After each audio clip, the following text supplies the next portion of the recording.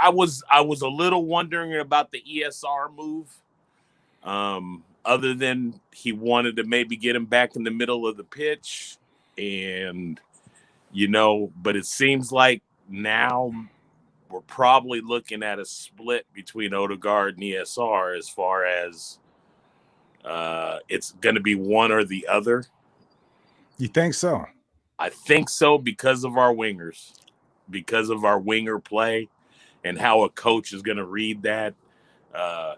Pepe had an excellent game today. Good hot Pepe. Hot Pepe again today.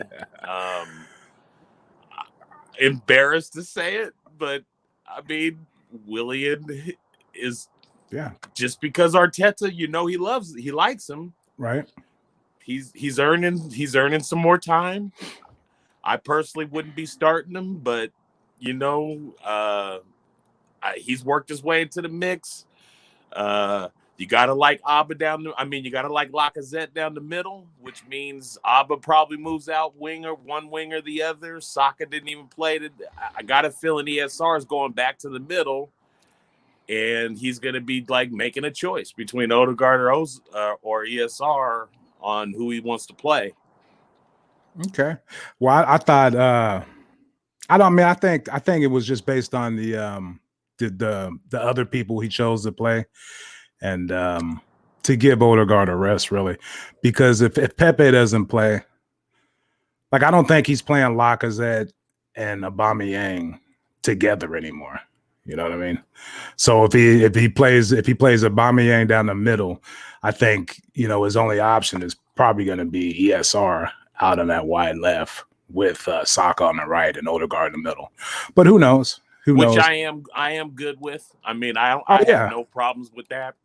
You've discussed that. I did see somebody bring it up, and it did give me a pause for a second. They were like, "Is anybody else feeling like ESR's not quite giving us as much because he's out on the wing now?" And I mean, to be honest, it does feel that way a little bit. Like we're not getting fully what we could from him being out there on the wing. Right. It's him doing the old Maitland-Niles thing. He can play that position, but it's not his strongest position. Yeah. He's not really a wide player who does that, puts in crosses. He's more, he should be centralized and able to I think use the difference between him and Odegaard really too is Odegaard, he's great with the ball. But he kind of like naturally drifts over towards the wing to play with those guys over there.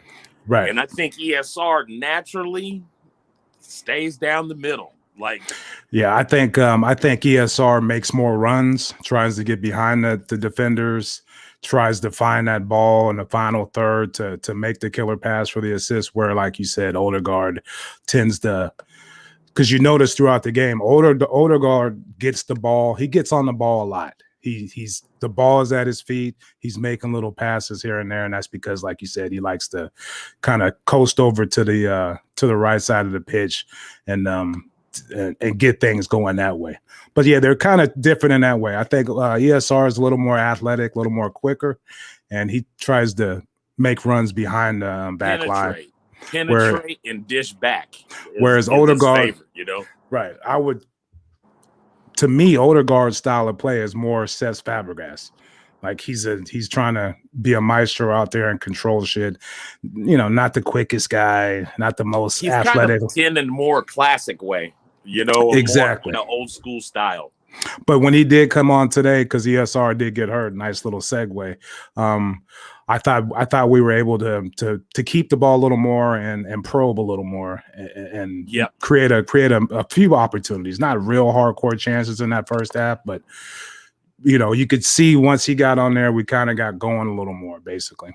And I do feel as fans, we get excited about things like way too fast, I think, right. or doomsday way too fast too.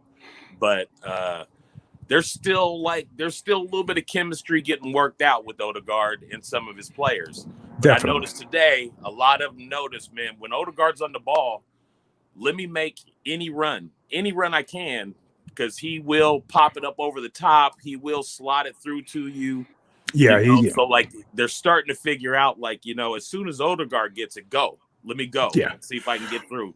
He's slowly winning me over with his class, but at Yeah. the same time, he's not really an Arsenal player. Yeah. I mean, to drop a bomb, you heard what Real Madrid said this week, right? Nah, what they say.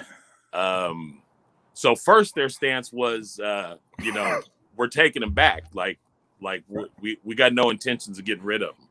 Right. And now it's, well, I mean, we'll take $80 million, 80 million pounds. If you come with that, then 80. Yeah. Arsenal's not spending $80 million on Odegaard. Just like I suspected. But anyway, back to the first half. Xhaka, the debate continues.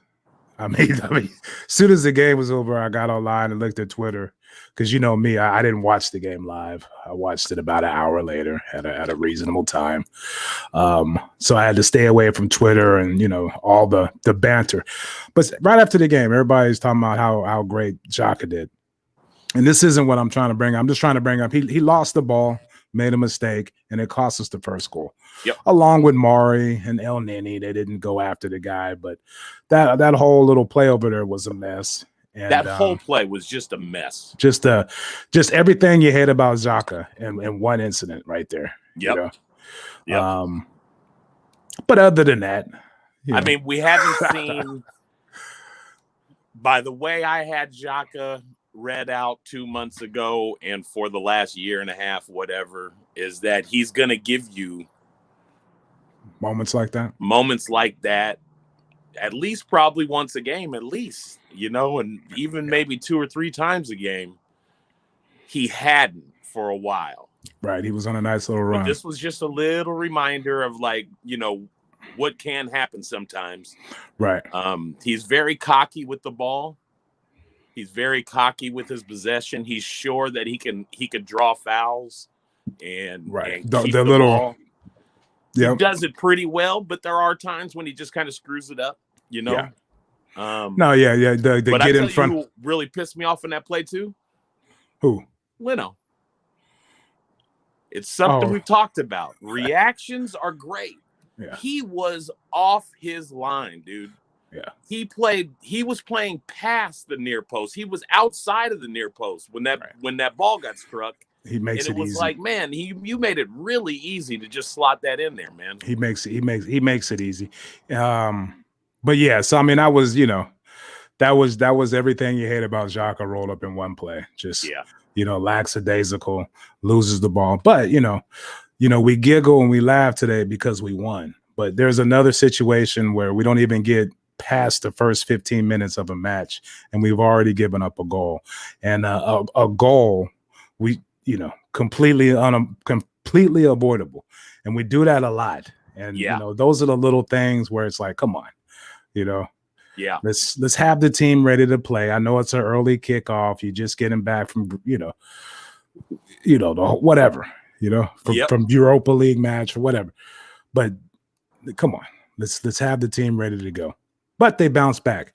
Like you said a few weeks ago, it's a blessing in disguise sometimes when we give up a goal early, because our whole thing is we come out the gate slow. We wait, but when we give up that early goal, we're kind of forced to come out and get going. Play with a little more urgency. Yeah. So. And it's hard to pass judgment on the team because it's only the first 15 minutes. But I think I visibly saw a little more urgency immediately after that. Like, even with like Pepe, he may not even touch the ball in the first 15, but all of a sudden he kind of started pressing a little harder. Right. Trying to get a little more involved into the match.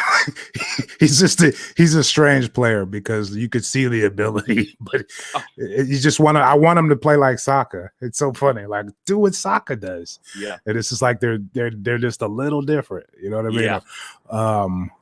Or maybe Saka is just his turn of pace, his quickness is way more than Pepe's, because I don't know, it's weird. But he really got going, and the whole team did. We started to control the possession and dictate the game. Twisting, turning. That's a penalty, is it? No, he's still going. Oh, how about that? How about that? Thank you for tuning into Caught in Two Minds. Please head on over to iTunes to subscribe, rate, and review. All feedback is much appreciated. And be sure to follow us on Twitter at CITM Podcasts, at Guna Rush, and at eMarshall Comedy. The music of this podcast is brought to you by Statics. If you like what you hear, please head on over to staticsmusic.com and be sure to follow them on Twitter and Instagram at Statics Music. That's STATX Music. Peace.